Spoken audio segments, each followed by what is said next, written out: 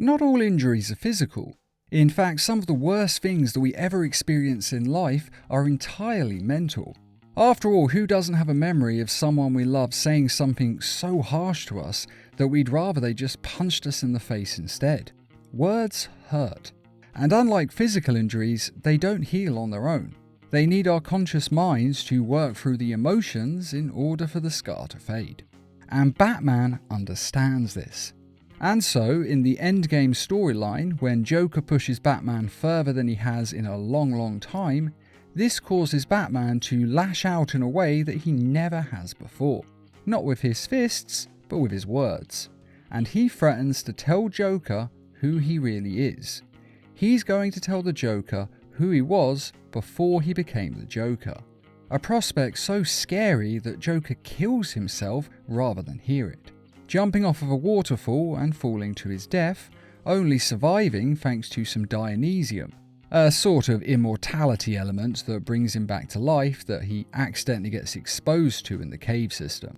Now, I'm sure those of you who've read this story are now thinking that this video is just clickbait, as Batman was bluffing. But if you keep watching, you'll see that Batman does actually know who the Joker really is.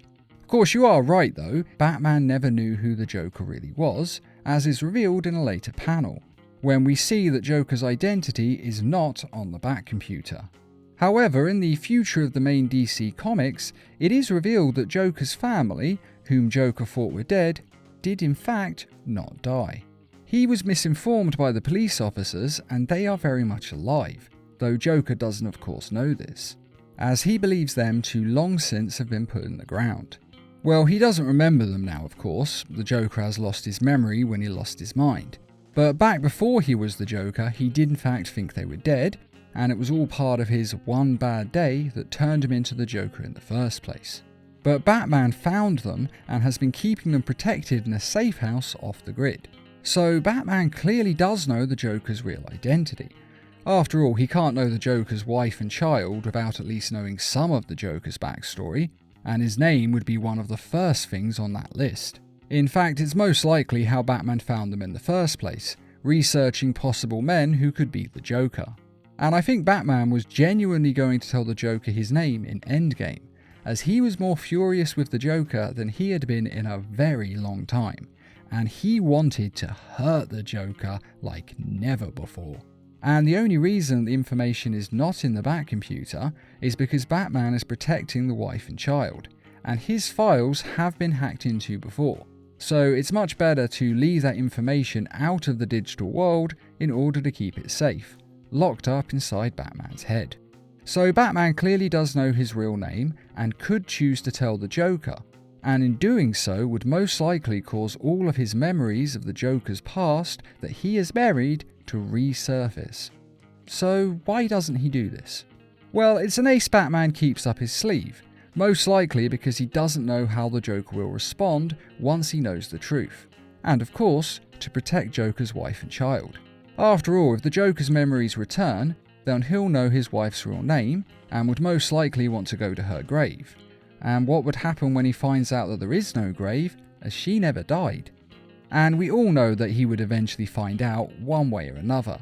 Once Joker knows his own real name and has his own memories, it's just a matter of time. And so Batman will have to go to extra lengths to protect them, and that may not be possible. After all, the Joker has no limits to what he is capable of, and he will no doubt engineer a situation of such destruction and horror that Batman will have no choice but to give the family up, or at the very least be distracted enough that the Joker will be able to capture them. Now, you may think that the Joker may go sane instead, and that seeing his family are still alive will help that sanity to grow stable, and so they can all be reunited. But the Joker has gone sane before, and as the White Knight storyline shows us, one amongst many, being sane is not a permanent condition with the Joker, and it may be that he develops a split personality disorder, one sane, one Joker. And the Joker version will no doubt do everything he can to kill the wife and child, or at the very least turn them into warped Jokerized versions of themselves. He did do this to Harley Quinn, and he did it to Tim Drake, and in the Arkham universe it actually happened to several others as well. And if the Joker does succeed in Jokerizing them, then that will only be the beginning, as a whole family of Jokers will be on the loose. And even if he fails and just kills them, well, this would probably still be bad enough to cause the sane Joker to go crazy once more. And so, all that will have happened because of all this is that the Joker's wife and child will either be dead or Jokerized and in Arkham, a lot of other people will have been harmed or killed, and the Joker will still be the Joker.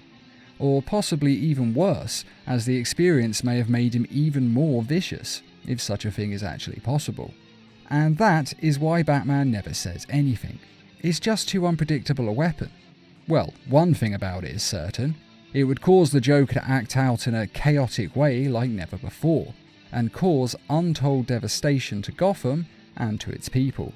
So to put it simply, Batman never tells him who he really is, because it would be bloody stupid to do so. And the only reason he threatens to reveal the Joker's identity was to hurt the Joker.